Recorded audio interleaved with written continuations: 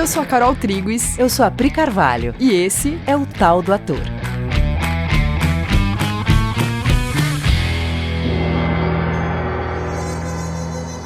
E aí, galera? Tudo bom, gente? A gente vai fazer mais um episódio sobre Stanislavski. Porque ele fala de um tema muito legal, que é comunhão, e que não é tão simples de entender do que ele está falando. Sim.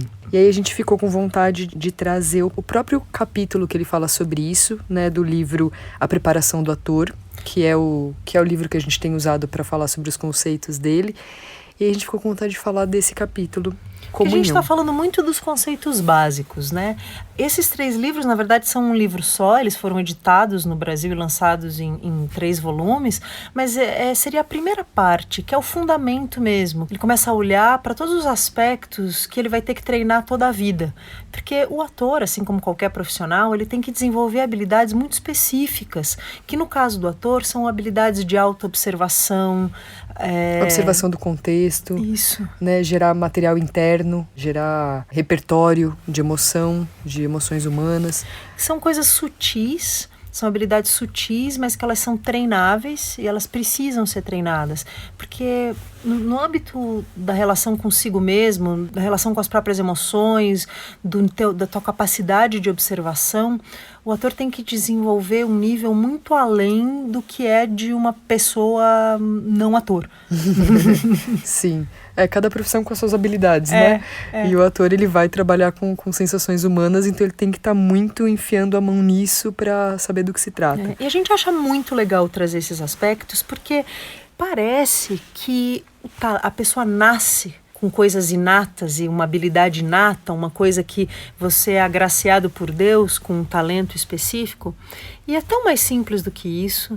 Você pode ter uma vocação no sentido de gostar de se comunicar, gostar de falar para pessoas, mas assim como você é criança, você pode gostar de fazer bolo, mas até você se tornar um confeiteiro tem bastante aprendizado e treino. Sim. E com o ator não é diferente. Sim, e o Stanislavski, ele traz muito esse passo a passo do aprendizado que pode ser treinado. Sim. E ele vai falar sobre tanto movimentos externos como movimentos internos que um ator tem que fazer nessa direção. E comunhão é um movimento interno. Interno. E como os movimentos internos, eles são mais alienígenas no nosso contexto cultural, normal, é gostoso poder explicar e deixá-los com o mesmo nível de clareza que teria você falar sobre clareza da pronúncia das palavras. Uhum. Então vamos deixar no mesmo grau de clareza. Trazer para um lugar muito palpável, né?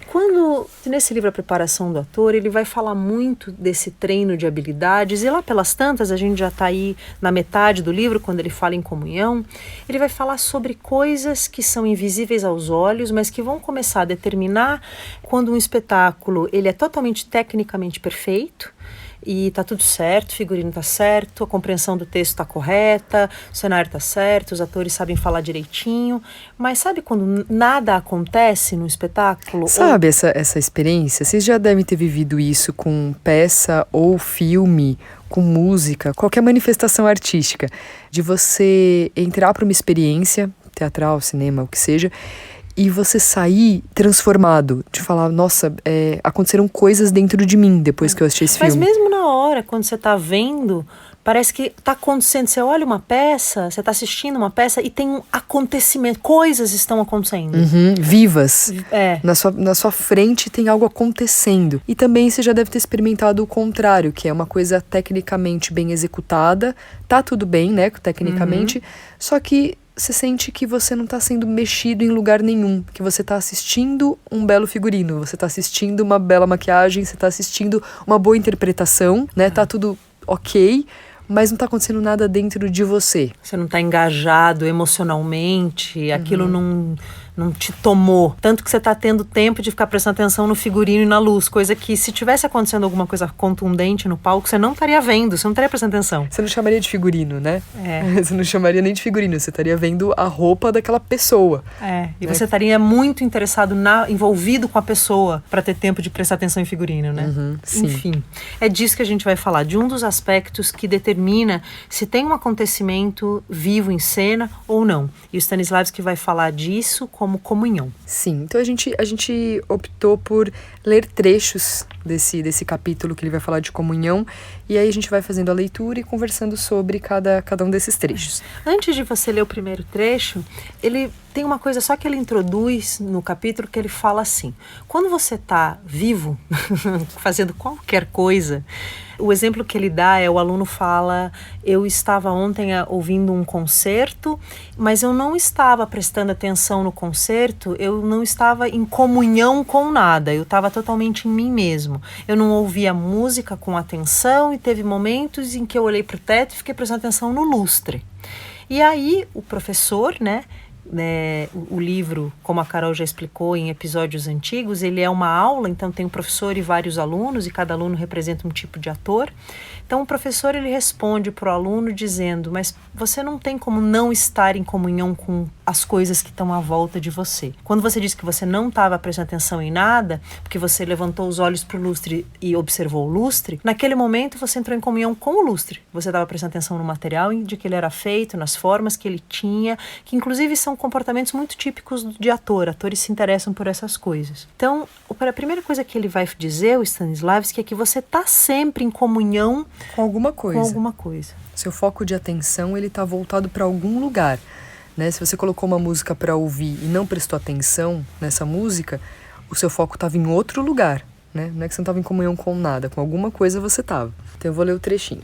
Duvido que tenha tempo de absorver ou dar sequer uma partícula de você mesmo a tudo que lampeja ao seu redor. Entretanto, sem absorver dos outros ou dar de você aos outros, não pode haver intercâmbio no palco. Dar ou receber alguma coisa de um objeto, mesmo fugazmente, é um momento de intercâmbio espiritual. Então, tudo isso que a Pri estava falando é exatamente o que ele está falando nesse trecho, né? Que é, em algum lugar você colocou o seu foco de atenção, né? Você está sempre entregando o seu foco de atenção a algo.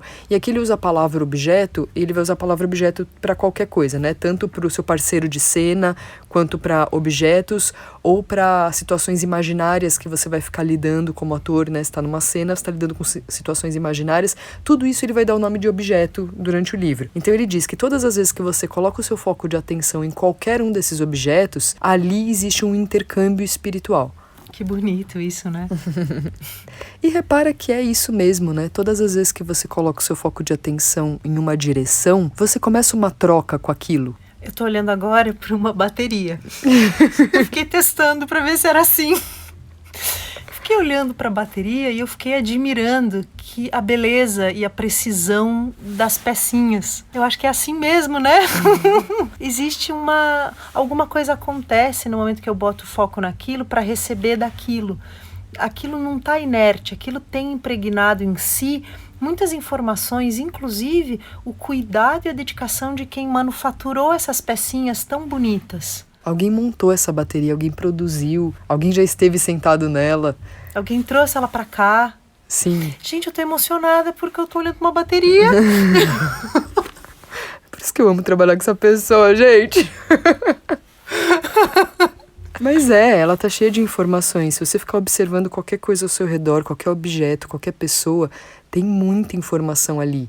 E se você ficar um tempo dedicado na observação, essas informações elas começam a chegar. A coisa, o objeto, a pessoa, a situação, qualquer coisa que seja, começa a se mostrar para você. Você começa a fazer contato com aquilo. E o Stanislavski fala disso. Você tem que fazer tão pouco, né? Você tem só que conseguir se abrir e deixar que as trocas aconteçam, falar menos, né?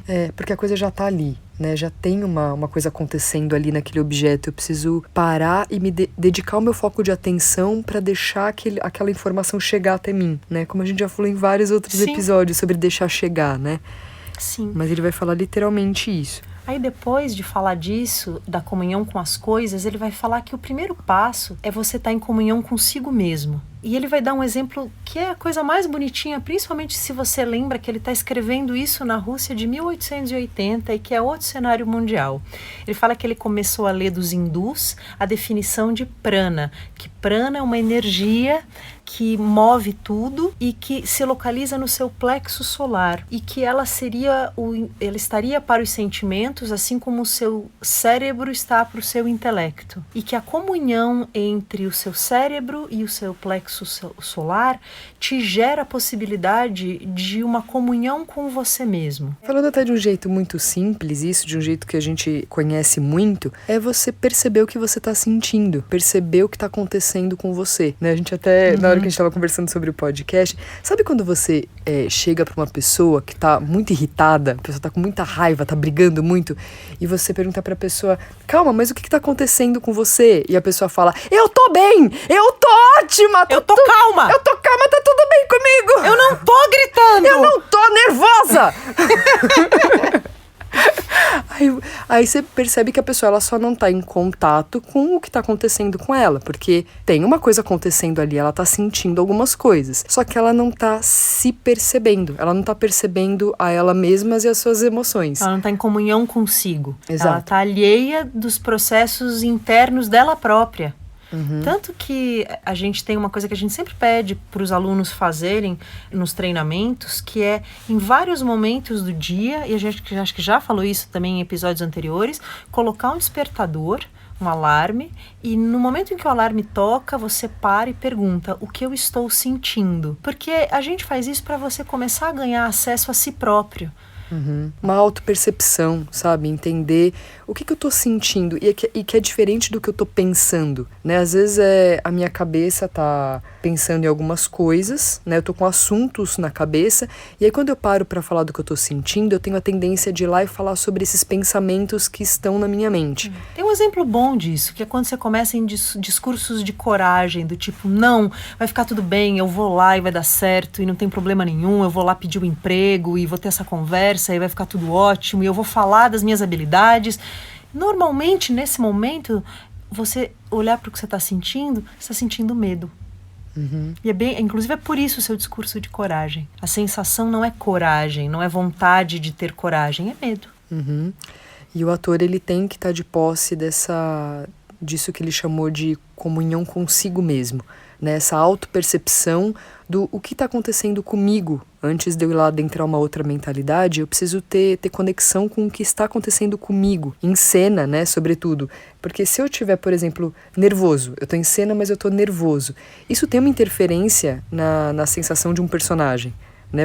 O personagem vai ficar um misto do meu nervoso com o que ele vai ter que sentir em cena, né? Então você tem que ter autopercepção para saber onde você tá. E isso vão ter vários níveis, né? A tua autopercepção ela vai descer para níveis cada vez mais sutis. Então a gente vai ler mais um trechinho aqui do livro, que é: acreditam alguns que os nossos movimentos externos, visíveis, são uma manifestação de atividade e que os atos interiores, invisíveis da comunhão espiritual não o são. Essa ideia errada torna-se ainda mais lamentável porque toda manifestação de atividade interior é importante e valiosa.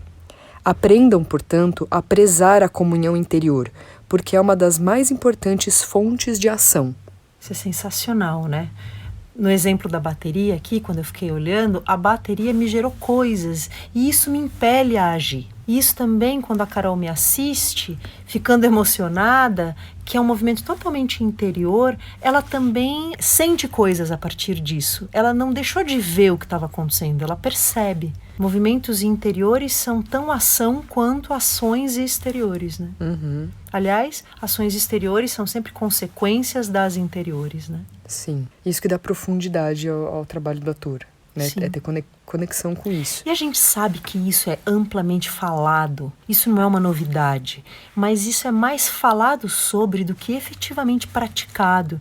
Praticar a comunhão consigo próprio é um trabalho para a vida inteira. E aí depois ele vai falar sobre, depois que ele falar sobre comunhão consigo mesmo, ele vai falar sobre comunhão com plateia, né? Que ele vai dizer que assim, o ator, ele pode estar no palco com seus pensamentos em coisas que estão para lá das paredes do teatro. Só que isso vai gerar no ator um olhar vazio, parte dele vai estar ocupada por assuntos que não dizem respeito ao momento presente ali da peça.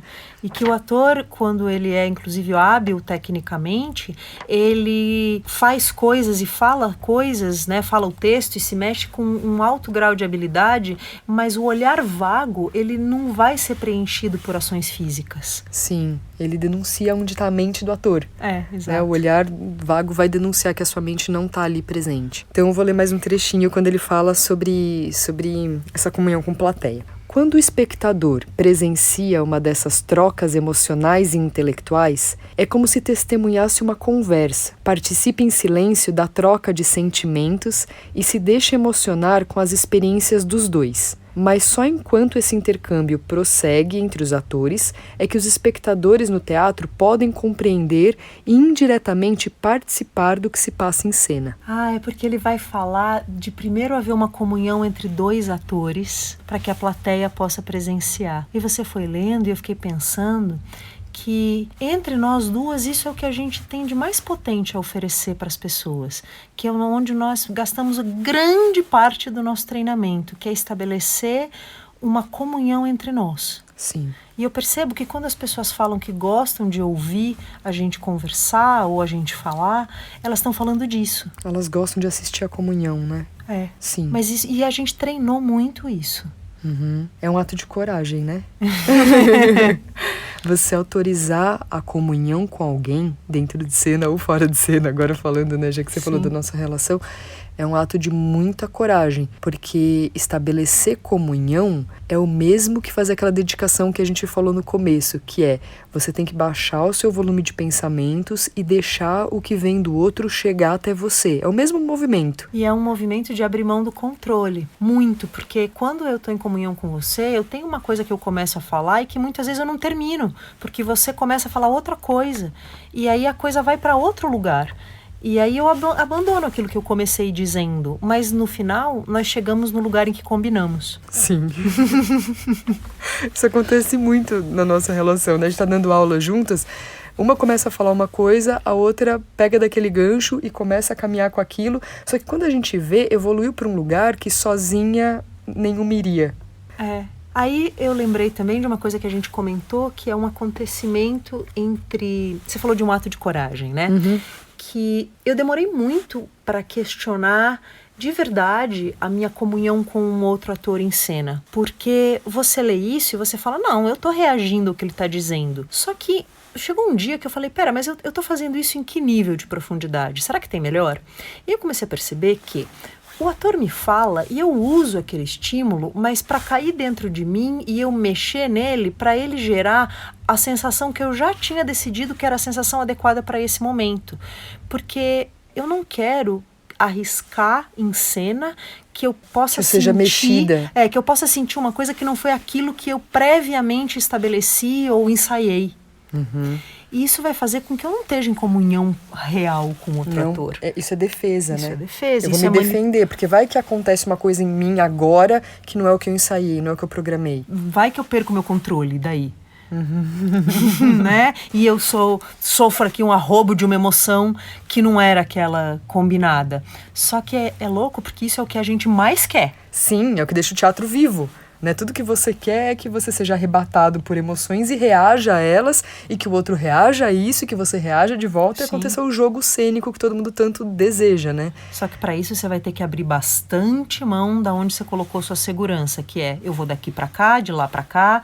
Não, é claro que quando eu falo da Carol, que eu começo uma coisa e eu tô achando que a frase vai para X e ela interrompe, tem um acordo prévio para onde a nossa fala irá, para onde essa aula irá. Ela não vai falar agora de maçãs verdes, né? Ela tá indo pro mesmo caminho que eu, mas eu tô aberta a todas as interferências dela. E pode ser que essa frase não termine do jeito que eu achei que ela ia terminar, mas eu tenho segurança que nós estamos combinadas, estamos indo para um lugar pré-estabelecido antes. De que jeito exatamente eu não sei. Isso é muito legal, porque assim, tem uma peça, né, pra ser encenada, tem um lugar pra chegar, tem todas as falas e elas vão ser respeitadas, né, no roteiro. Os atores vão respeitar, só que eles têm que estar abertos pra serem transformados uns pelos outros durante a peça. Eles vão ter que entrar em comunhão e se deixar afetar pelo momento presente. Que aí quando a plateia percebe isso, aí sim ela tem a sensação de que ela está participando. É isso que ele quer dizer, né? Sim.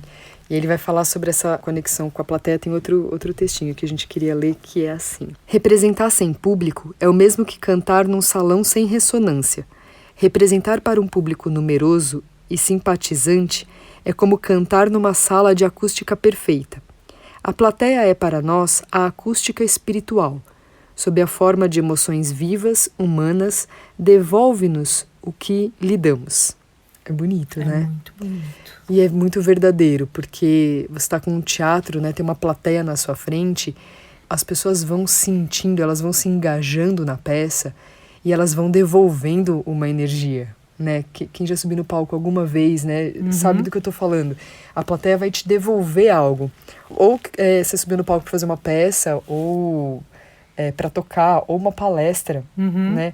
Ou que seja um trabalho na escola. Né? Você esteve na frente de pessoas buscando pela comunicação, isso te devolve. As pessoas te devolvem o que elas estão sentindo diante do que você está dando para elas. E aí gera uma retroalimentação, né? Elas te devolvem, se você não nega aquilo e pega aquela onda e leva, né? Acrescenta mais coisas e aí você cria um fluxo de acontecimento entre vocês, né? Isso, exatamente. É só você não rejeitar, né? Porque ele vai te afetar. Aí você se deixa afetar e devolve. E as pessoas vão se afetar e devolvem. É quase físico, né? É físico, né? E aí ele vai falar sobre comunhão com parceiro de cena, né? Vai falar sobre a comunhão entre atores. Eu vou ler um trechinho. Basta que duas pessoas entrem em contato próximo para que logo ocorra um intercâmbio natural, recíproco. Eu tento emitir para vocês meus pensamentos e vocês se esforçam por absorver algo da minha ciência e experiência. Mesmo você calado, havia entre nós um encontro de sentimentos. Isso o professor falando, né? Que mesmo com o aluno em silêncio, ele está dando uma explicação e os alunos estão em silêncio na sala. Mas ele está vendo que essa explicação que ele está dando tem um efeito sobre esses alunos, e esses alunos, mesmo calados, eles estão devolvendo se eles estão entendendo, se eles não estão entendendo, se eles estão rejeitando a informação, se eles estão adorando aquela informação. O professor olha para a sala e vê a reação das pessoas, está ali expresso. Isso é troca. É uma grande rede de comunhão, né? Eu comigo mesmo, eu com meu parceiro e eu com a plateia, onde trocas sutis são geradas e nos alimentam, né? É quando você sai preenchido do teatro. Sim. Preenchido pela alma do outro, pela alma do autor, pela alma do teu parceiro de cena, pela alma do cara do teu lado da plateia. Sim. Ele fala mais uma coisa sobre isso, vou ler esse trecho, que é: infelizmente, esse fluxo ininterrupto é raríssimo. A maioria dos atores, se é que tomam conhecimento dele, só o empregam quando estão dizendo as suas próprias falas. Mas basta o outro ator iniciar a dele, que o primeiro nem ouve, nem tenta absorver o que está dizendo. Para de representar até ouvir a sua próxima deixa. Esse hábito esfacela o intercâmbio constante, pois este depende do vai e vem dos sentimentos durante a articulação das falas, como também durante a réplica, as que já foram ditas até durante os silêncios, quando os olhos assumem a obrigação. Isso se refere muito àquilo que a gente falou quando a gente estava explicando a comunhão entre plateia, partir primeiro da comunhão entre atores, né? De você estar aberto para que o outro possa permear você. Sim, e normalmente é esse momento que você fica esperando pela deixa, o momento que o ator, enquanto o outro está agindo, se ele não se deixa afetar por isso e só fica esperando a sua deixa, sem interagir com o que o outro está trazendo, é esse momento que normalmente a plateia experimenta uma barriga, né? Que é aquele distanciamento. Normalmente é a hora que a plateia vai pensar em outra coisa. Sabe? Quando você tá assistindo alguma coisa, um filme, alguma coisa, de repente sua cabeça viaja para um outro lugar. Normalmente, quando você vai olhar o que o ator está vivendo naquela hora, tem uma barriga acontecendo, inclusive, para o ator. Ele mesmo não está totalmente em comunhão com o que está acontecendo ali. E se o ator não está em comunhão, a plateia não fica em comunhão. Quem carrega a comunhão da plateia é o ator e a comunhão dele com o parceiro de cena. Por isso que a gente se refere ao ator lá atrás, na Grécia, como um sacerdote, como um xamã, como o Artaud depois vai falar dele como um xamã, porque é um trabalho de grande habilidade de manipulação de energias, de muita consciência do que é sutil e muita disponibilidade de mexer com energia, né? Sim, de mexer com as pessoas, né? De pegar o foco de atenção das pessoas e trazer para um lugar. E nisso você teve que mexer no seu foco de atenção primeiro. Você tem que direcionar o seu foco de atenção e aí as pessoas vêm junto com você e nisso você traz todo mundo para o mesmo ambiente mental, vamos dizer assim. Sim. Tanto que depois, nesse momento, nesse capítulo, ele vai começar uma construção onde ele, como professor, né, nesse livro, ele pega um monólogo e ele faz na frente dos alunos e fala, e aí, o que vocês acharam? E aí um dos alunos fala até, né, nós não ousaríamos criticar o professor, que é um profissional que sabe atuar tão lindamente. Aí o professor fala, então, a razão pela qual você está dizendo que eu atuo lindamente é porque eu prestei atenção nisso. Eu prestei atenção em ser lindo e maravilhoso na tua frente, para que você me admirasse. Eu fiquei me exibindo, ele fala, né? Eu fiquei me exibindo, né? Aí ele faz de novo. E aí ele fala, e agora? E aí ele fala, agora a gente viu, né, o mestre dar coloridos vocais e mexer com o ritmo do texto e cortar o ar em gestos muito calculados, muito bonitos, muito plásticos. E aí, uma grande exibição de maestria técnica. Aí o professor pergunta, mas sobre o que eu falei? E os alunos não sabem, porque a formalidade da representação tomou a frente do que seria a comunicação do texto.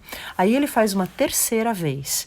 E nessa terceira vez, os alunos recebem então o texto. E aí ele diz que ele abriu mão de todas as formas, de todos os malabarismos com voz e ritmos e de toda manipulação do corpo em prol de uma beleza estética, para que o texto e os sentimentos pudessem chegar neles como plateia.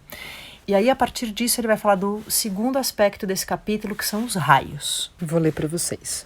Que nome podemos dar a essas correntes invisíveis que usamos para nos comunicarmos uns com os outros? Algum dia, este fenômeno será objeto de pesquisas científicas. Por ora, vamos chamá-los raios. Essa história dos raios é uma evolução da coisa da comunhão. Né? Não que você não vá ter apuro técnico, tanto que depois dos livros seguintes ele vai falar de voz, de gesto e tudo, mas tem o que vem antes. E o que vem antes para o ator é o imaterial. Ele vai começar a te mostrar que do ator saem literalmente raios, saem ondas de energia que chegam na plateia. São ondas energéticas e o ator tem que estar não apenas consciente delas, mas inclusive sabendo ser maestro delas. Sabendo emiti-las. Sim. Conscientemente, né? Que tipo de onda eu vou emitir nesse momento? Que tipo de onda energética, raios, né? Como ele diz, é necessário nesse personagem agora e para afetar o outro.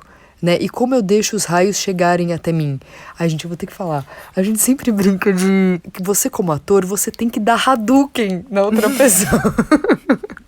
Desculpa, que eu acho muito bom. Você falou isso no episódio passado e agora pelo menos eles vão saber com certeza do que você tá falando. Eu falei Falou já Hadouken. Isso? Ai, meu Deus. Eu já tinha falado. Então, você tem que dar Hadouken energético nas pessoas. Que você tem uma energia, você quanto personagem, tem uma energia daquele personagem, tem uma sensação, tem um sentimento. Você tem que estar cheio dele. E na hora que você vai interagir com o seu parceiro de cena, você tem que melecar ele com isso. Você tem que deixar isso alcançar ele. Você tem que envolver ele nisso. Isso vai gerar nele uma reciprocidade, ele vai ser afetado por isso e com certeza isso vai levar ele para as falas do texto, né? Ele vai ter falas que condizem com ser afetado por isso, vai ser condizente com o roteiro, isso que está acontecendo. E ele se afetando, isso vai gerar nele também uma sensação e ele vai te devolver. E você vai ser melecado por isso, afetado por isso e devolver algo para ele. E juntos vocês vão fazer isso para a plateia. Isso não fica só entre vocês. Vocês estão conscientes de melecar a plateia junto. E melecar é muito bom. Nesse capítulo, o Stanislavski vai treinar os alunos nesse lugar. Ele vai dizer, senta e se comunica comigo, deixa os teus raios chegarem em mim. E aí o ator vai fazer aquilo que o principiante vai fazer mesmo, que ele vai fazer um esforço. Ele fala, não mandei você tensionar o pescoço, agora você está regalando o olho, não é sobre isso. Então ele propõe um exercício, ele venda o ator, ele bloqueia a fala, amarra as mãozinhas, então ele está totalmente sem o uso dos sentidos. Ele bloqueia a audição, bloqueia os olhos, tudo. Ele fala, agora se expresse a sensação do personagem. E aí o ator vai ficando nervoso porque ele não consegue, aí ele fala, tá, escolha um sentido para você expressar o personagem. Aí o ator vai pensar qual sentido eu escolheria, aí ele fala, nossa, um ator não pode ser privado de nenhum dos seus sentidos. Eu preciso de todos. De todos. Ele fala, agora você entendeu. Os raios são a expressão que vem de dentro e os sentidos ficam subservientes a eles. Os sentidos, eles vão ser ferramentas de expressão dessa energia que agora você sente dentro de você. Né? Porque os sentidos, eles não vão tomar a frente, a tua voz não toma a frente do que vem de dentro de você. Ela é ferramenta de expressão disso, dessa explosão que está dentro de você. E você usa os sentidos para dar vazão a isso. Sim. Isso é treinável, isso não é nada demais, isso não é místico, isso é só parte do que é a natureza da interpretação. Ela é um movimento interno, a gente fala muito disso, né? Ela é um movimento interno, a princípio muito sutil, e que conforme ele vai sendo treinado, ele vai ficando palpável tanto quanto um pedaço de madeira. Sim. Eu acho que agora seria muito legal se vocês pudessem ler esse capítulo. Eu acho que depois desse episódio, a nossa intenção era que a gente pudesse facilitar o acesso ao Stanislavski, porque, pelo menos pra gente, quando nós estudávamos teatro, ele não era simples de entender. A gente lia e ficava cheia de dúvidas. E aí, com muitos anos de estrada, a gente começou a entender perfeitamente o que ele queria dizer. Então, a gente foi testando, né? A gente foi testando, e quando você descobre na prática, você vê que é algo muito palpável. Quando você descobre dirigindo um ator, ou sendo o ator que está vivendo essa experiência, você vê que o que ele está falando é prático, é vivencial. E dá muita vontade da gente compartilhar com vocês e tornar mais acessível. E acho que é isso, né? Acho que é isso, amores. Hoje é isso. É isso. Espero que a gente tenha conseguido o nosso intuito de te aproximar de Stanislavski. Não sei se voltaremos a falar dele tão cedo. Mas se puderem, leiam esse capítulo. Ele está dentro do livro A Preparação do Ator. Se chama Comunhão. Beleza? Então, até semana que vem. Um beijo. Um beijo.